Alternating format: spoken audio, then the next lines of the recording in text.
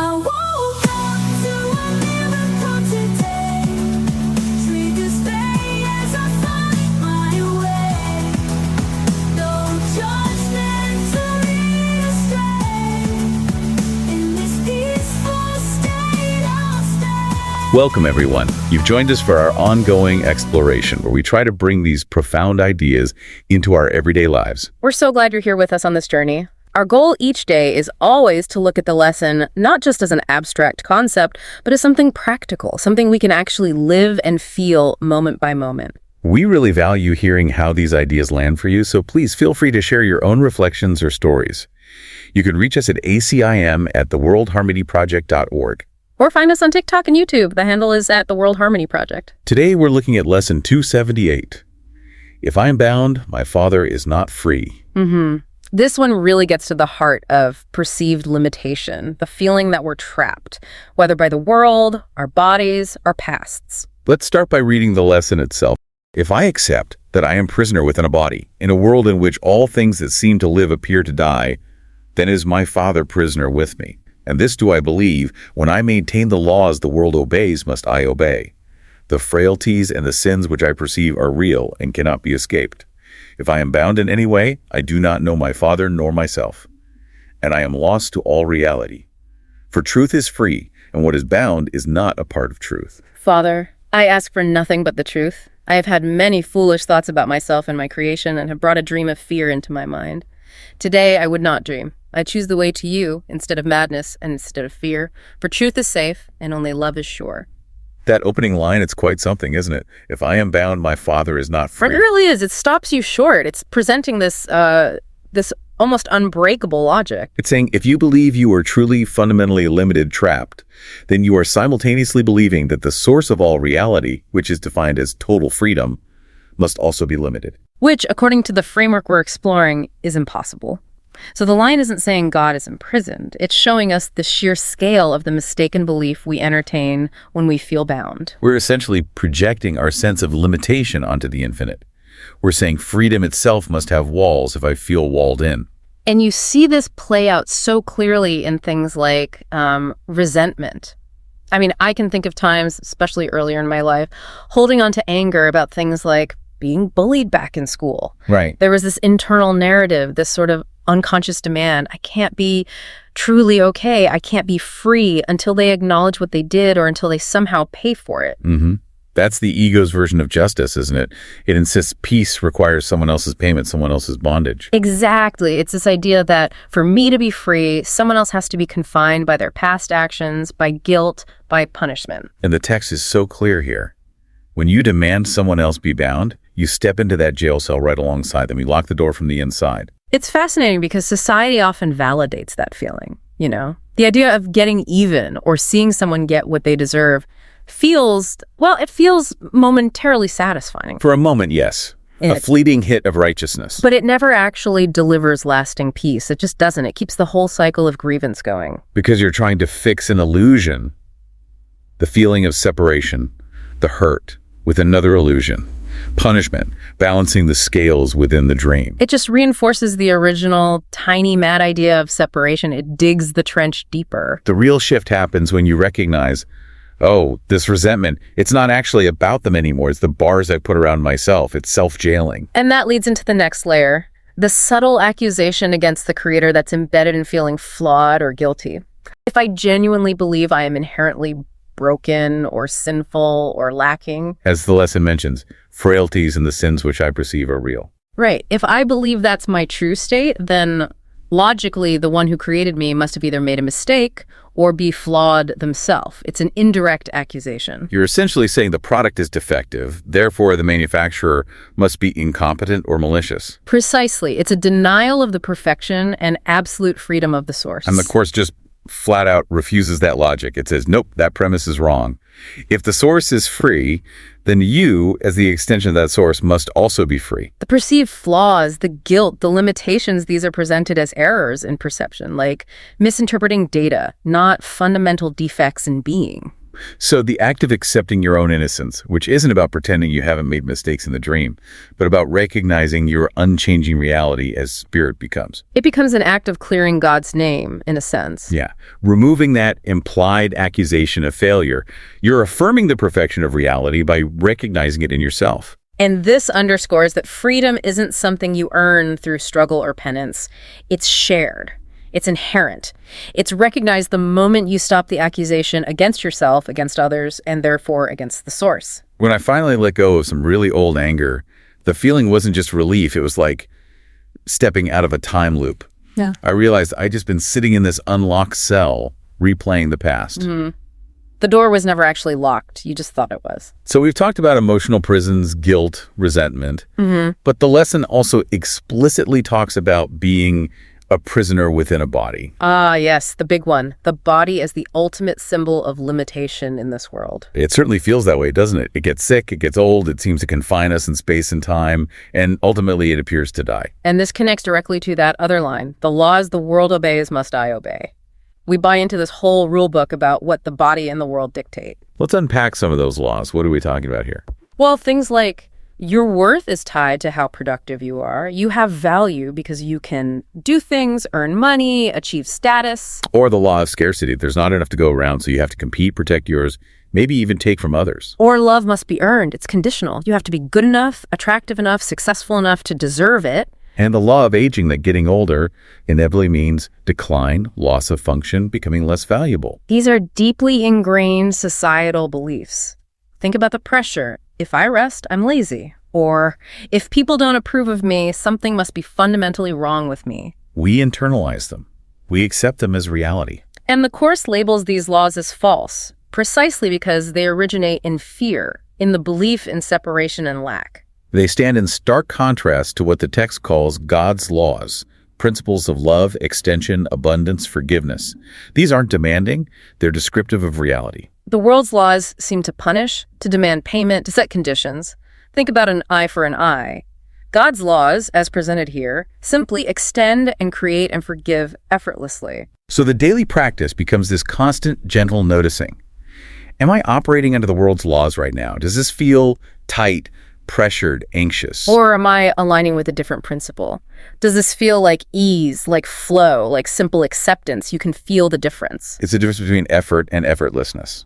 And holding on to the world's laws, believing we're truly subject to them, especially the laws governing the body, that's what creates this experience the lesson calls a dream of fear. The conviction isn't just about the body. It's the belief that I am this body, I am these limitations. Which, as you mentioned, becomes incredibly intense when the body faces significant challenges, like serious illness or disability. I remember vividly a time I was extremely sick, really incapacitated for a while. And beyond the physical discomfort, the absolute worst part was this terrifying thought loop. If my body fails completely, then I am finished. My value is gone, I'm useless. That cuts deep. It ties identity completely to physical function. I saw a friend go through something similar, bedridden for months, and she expressed that same feeling like she'd lost her entire worth because she couldn't do things anymore. It felt like being trapped inside my own skin, completely powerless. The fear was immense. But then there was this crack of light. What happened? It was simple, really. I was lying there feeling utterly defeated, and I heard my kids laughing in the next room. And I saw my wife sitting nearby, just quietly reading, completely present. And it hit me.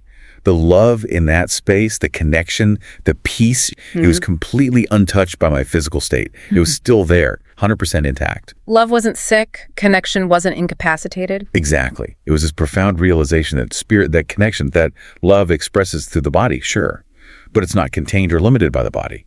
My inability to do things didn't diminish the beingness, the love that was present.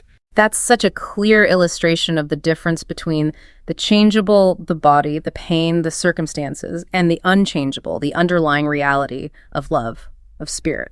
And that connects right back to the lesson. I have had many foolish thoughts. Yeah.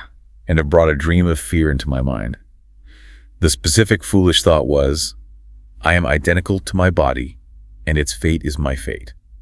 That's the core error the dream is built on. The dream metaphor is so helpful here because it captures the feeling of reality while it's happening. Oh, absolutely. I remember this ridiculous dream I had once where I was convinced I'd broken this strict diet I was on.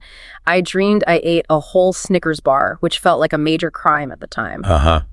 The dream police were coming. Totally. I woke up in an absolute panic, heart pounding, instantly filled with guilt and regret, and I was actually searching the bed sheets for the wrapper, convinced it must be there. That's brilliant. You were in the reality of the crime. Completely. And then that wave of relief, that almost giddy euphoria when the realization dawns. Wait a minute, that didn't actually happen. It was only a dream. Yes. That exact feeling, the immediate release, the absurdity of the fear in hindsight, that's the kind of waking up the Course is pointing to, but on a much grander scale regarding the whole perception of limitation and fear. The fear felt utterly real while dreaming. The release comes with recognizing the nature of the experience, that it was mind-generated. Okay, but this is where we absolutely have to bring in the nuance, because hearing it's all a dream or nothing really happened can sound incredibly dismissive, even cruel, when applied to genuine, deep suffering in the world, war, loss, horrific events. Absolutely critical point. And this is where people often misunderstand or misapply these ideas. The teaching is not saying pretend suffering doesn't exist or ignore the pain. It doesn't deny that horrific things happen within the experience of the world. Wars happen. People grieve profound losses.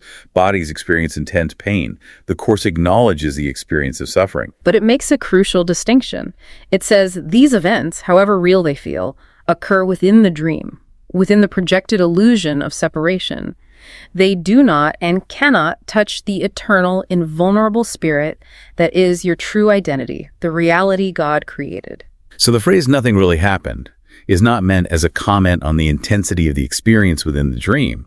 It refers to the ontological level that nothing occurred which could change the fundamental reality of God's perfect unified creation. It's the destination, not the starting point. It's the peace you arrive at after the process of forgiveness and mind healing has begun, not a slogan you use to bypass or invalidate pain, your own or anyone else's. Using it that way, slapping a positive affirmation over deep wounds without actually addressing the underlying belief that caused them, that just pushes the fear deeper. Exactly. It's a form of denial dressed up in spiritual language. Genuine awakening, as described here, involves looking directly at the fear, the guilt, the pain, but doing so with the internal teacher, the Holy Spirit, to see it differently, to see its lack of ultimate reality. It's about healing the cause in the mind, not just managing the effects in the world. It's a long, patient, loving process of withdrawing our belief in the illusion, not fighting against it or pretending it isn't there. So how does this understanding actually help when faced with real-world suffering? It doesn't mean inaction. Not at all. In fact, the argument is that it allows for more effective and truly helpful action.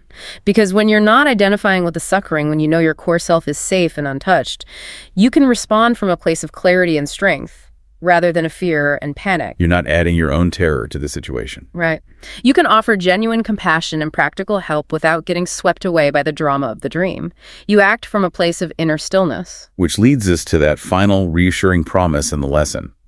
Truth is safe, and only love is sure. This counters the ego's fundamental belief, which is that control is safe, that vigilance against attack is safe, that holding on to grievances is somehow protective. The ego screams that if you let go of control, if you forgive, if you accept your invulnerability, you'll be destroyed. Catastrophe will strike. And the Course flips it. No, the only thing that's truly unsafe is the illusion, because illusions are unstable, changeable, and ultimately unreal.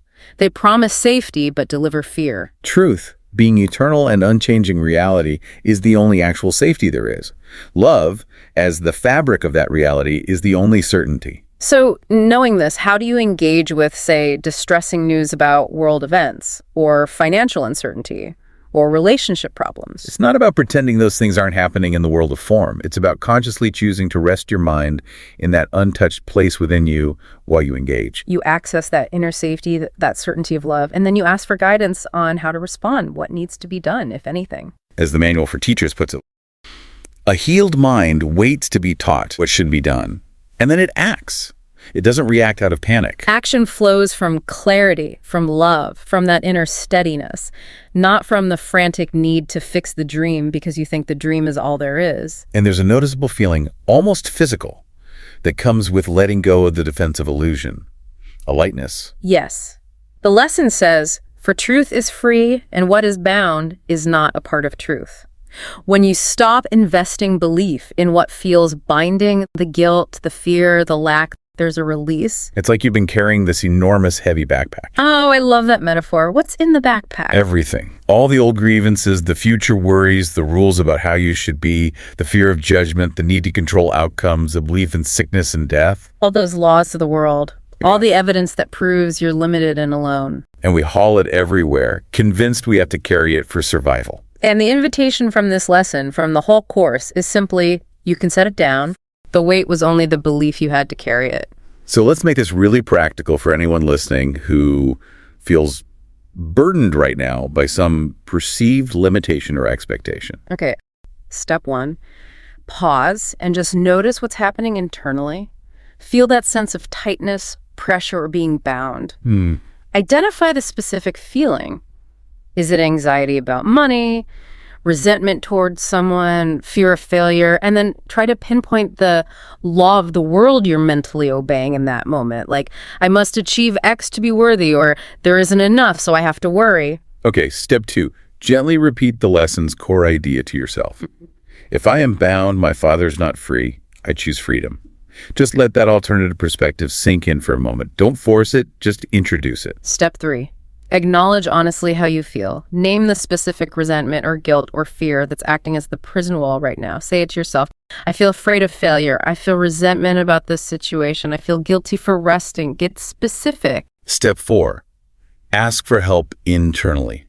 Turn to that wiser part of your mind, the Holy Spirit, whatever name you use for it. Ask for the clarity to see your innocence, your inherent freedom, instead of this limitation. Ask for guidance on how to act from love, not from this place of panic or obligation. And finally, step 5. Just rest for a moment. Mentally picture setting down that heavy backpack we talked about. Allow yourself, even just for 30 seconds, to feel the potential lightness of not having to carry that burden of fear or belief in limitation. Remember, you were never meant to carry the dream. That's a great sequence. It brings the concept right into the moment. It's about interrupting the automatic belief in bondage. Lesson 278 is such a fundamental challenge to our usual way of thinking. It really reminds us that freedom isn't out there somewhere to be achieved through struggle. It's an internal recognition that we were never truly bound. Thank you so much for exploring this with us today. We genuinely hope this conversation sparked something for you. If any part of this resonated or brought up questions, please do share. Our email again is acim@theworldharmonyproject.org, and we're at the World Harmony Project on social media platforms. And let the core message resonate. You are safe because the truth in you, the reality of you, is inherently and eternally free. We'll be back tomorrow to continue our journey through these transformative ideas.